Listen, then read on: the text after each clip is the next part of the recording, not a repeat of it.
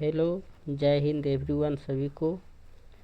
आज हम देखने जा रहे हैं प्रधानमंत्री से संबंधित महत्वपूर्ण कुछ प्रश्नों को, जो आपके लिए बेहद लाभदायक होगा। तो जल्दी शुरू करते हैं। पहला प्रश्न देखते हैं। इसमें सीरियल नंबर क्वेश्चन का आगे पीछे होगा, इससे कोई दिक्कत ना है। ठीक है, देखेंगे। पहला क्वेश्चन है, प्रधानमंत्री की नियुक्ति किस अनुच्छेद में है?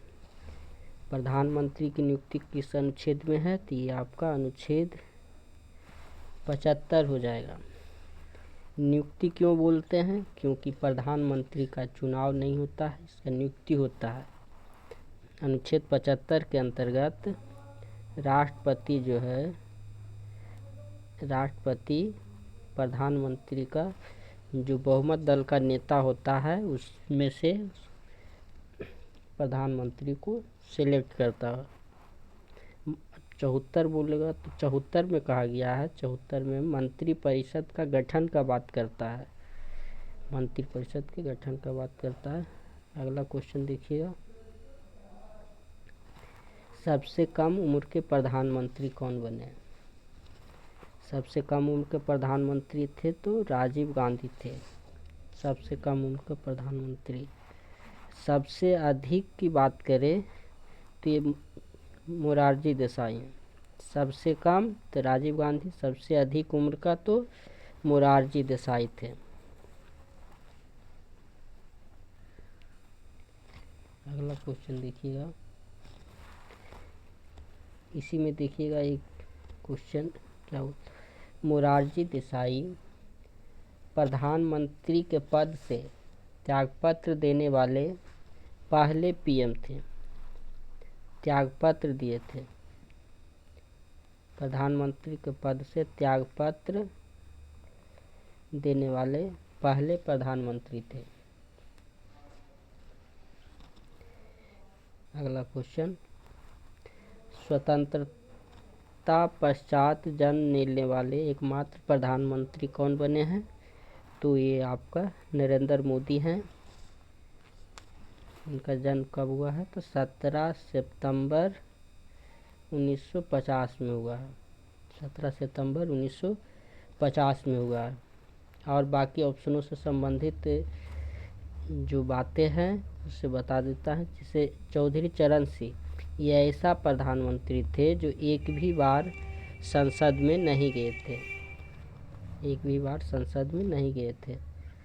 तो सबसे कम का कार्यकाल बोलेगा तो अटल बिहारी वाजपेयी का सबसे कम था, तो 13 दिन, पहला 13 दिन। ठीक है, अगला क्वेश्चन देखिएगा। अविश्वास प्रस्ताव से हटाए जाने वाले प्रथम प्रधानमंत्री कौन थे? तो इनका नाम है बीपीसी, इनका नाम है बीपीसी। इसी को कहा जाता है विश्वनाथ प्रताप सिंह। विश्वनाथ प्रताप सिंह, विश्वनाथ प्रताप सिंह। इसको अविश्वास प्रस्ताव के द्वारा इनको हटाया गया था। ठीक है, अगला क्वेश्चन देखिए। प्रथम गैर कांग्रेसी प्रधानमंत्री कौन थे? तो ये है मोरारजी देसाई। ये जनता दल के नेता थे, जनता दल के नेता थे। बाकी सब कांग्रेस के बन रहे थे और ये जनता दल के थे। ठीक है, अगला क्वेश्चन देखिएगा। केंद्रीय मंत्रिमंडल से त्यागपत्र देने वाले प्रथम मंत्री कौन थे? तो ये थे श्यामा प्रसाद मुखर्जी। केंद्रीय मंत्रिमंडल से मंत्री पद त्यागपत्र कौन दिए थे? तो श्यामा प्रसाद मुखर्जी यही थे। अगला क्वेश्चन देखिएगा। मंत्रिमंडल का निर्माण और संचालन कौन करता है? तो ये प्रधानमंत्री करते हैं।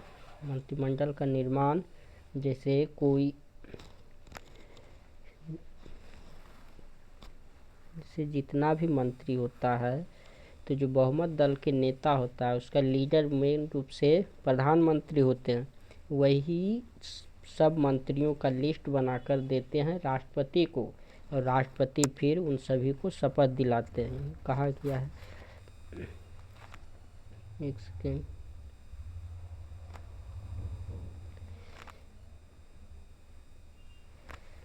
इक्यानवां संविधान संशोधन 2003 में कहा गया है,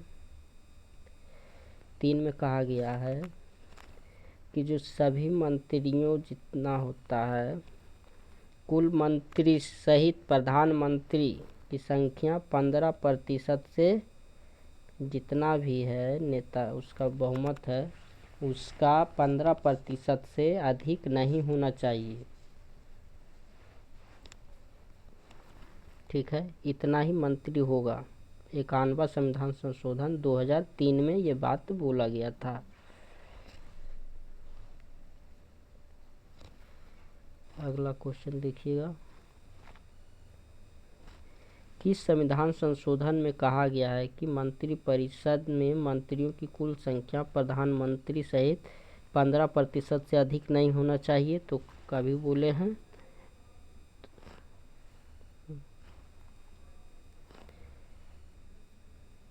कौन बोले हैं? तो 91वां संविधान संशोधन 2003 में यह बात बोला गया था। ठीक है, तो अगला क्वेश्चन देखिएगा,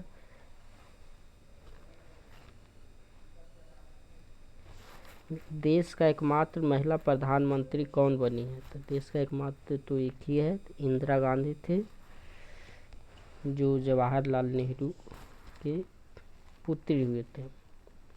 देश का एकमात्र महिला प्रधानमंत्री इंदिरा गांधी थी। अगला क्वेश्चन,